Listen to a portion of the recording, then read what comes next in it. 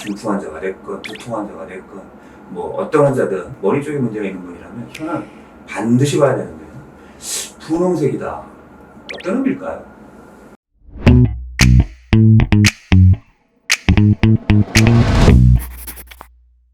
안녕하세요. 임창기 한방병원의 임규성 원장입니다. 이분은 좀 특이한 케이스입니다.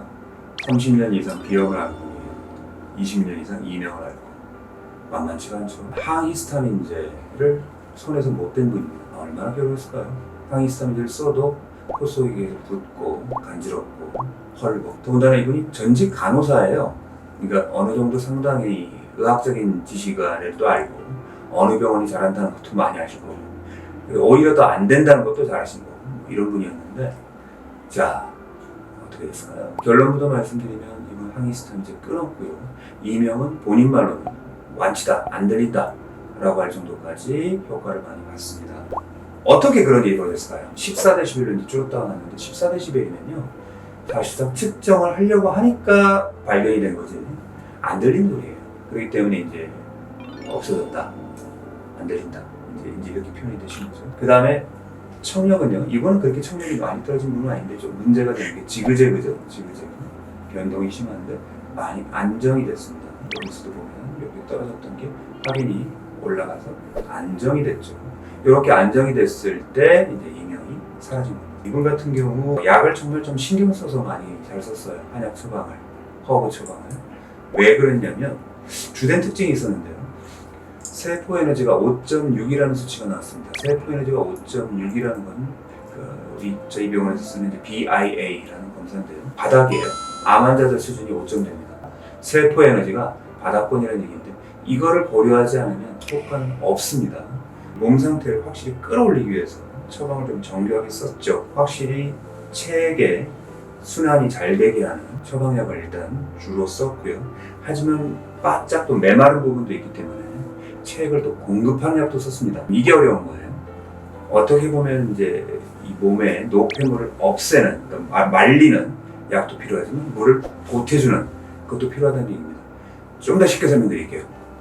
물을 잔뜩 넣어주면서 깨끗하게 만들고 또 한편으로는 물을 또 빼서 지저분한 걸 빼내고 양쪽으로 동시에 작전이 들어간다는 얘기입니다. 자, 그렇게 해서 이제 처방을 썼고요.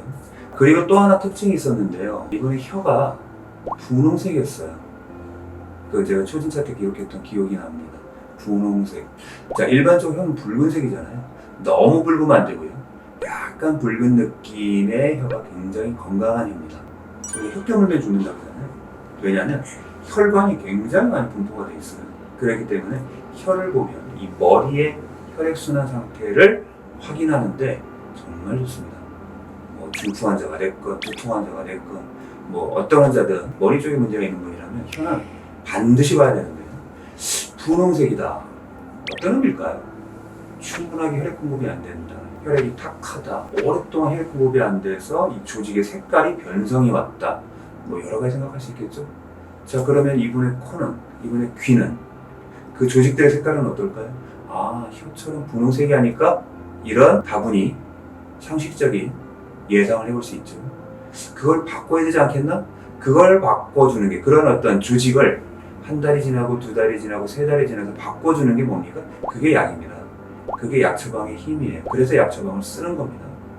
자, 이분 같은 경우 실제로 한 달이 됐을 때는 뭐 갔다고 썼는데 두 달이 되고 세 달이 되면서 혀 분홍색이 점점 붉은 색깔로 바뀌신 거예요. 놀라운 거죠. 자, 이 정도 돼야 난치병 고칩니다. 이분 같은 경우는요, 이분도 이제 전신 척추 교정을 했는데요.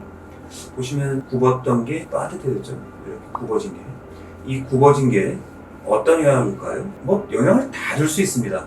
뭐 위로도 줄 수 있고 아래로 줄 수 있고 이 자체로 영향을 줄 수 있고, 이 자체로 영향을 준다면 목이 아프겠죠. 팔이 저리거나 목이 아프거나, 그러니까 목 디스크든 목에 협착을 일으키겠죠. 위로 영향을 준다면 두통이 됐든 비염이 됐든 이명이 됐든 어지럼증이 됐든 다 올 수 있는 겁니다. 자, 그거를 반듯하게 해서 잡아놓은 겁니다. 여기 좀 확실히 뚜렷한 변화를 일으켜서 보여드린 거고요.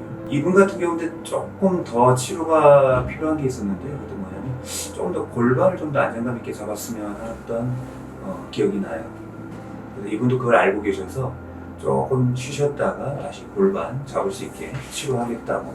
그러니까 재반 증상은 좋아졌지만 골반까지 잡아서 몸을 좀 더 건강하게 치료하는 마음을 갖고 계셨던 거예요.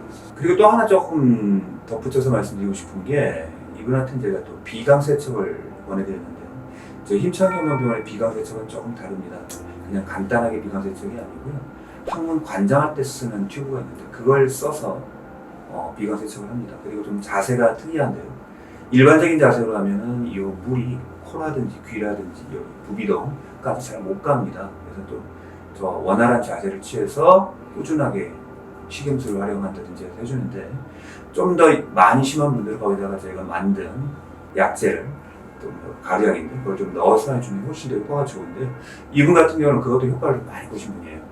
비강세척을 통해서 머리에 열을 내리고 부비동과 이관까지 깨끗하게 해주는 세척법을 썼던 것도 주요했던 것 같습니다. 그래서 이분이 처음에 왔을 때는 아유 이 비염이 낫겠습니까? 30년 동안 제가 그렇게 많이 노력을 했는데 저는 조금만 좋아져도 너무 좋을 것 같아요 했는데 히스타민을 끊었으니까 엄청난 변화죠. 이분이 굉장히 그래서 놀래고 저희 병원에 굉장히 팬이 됐던 분입니다. 감사합니다.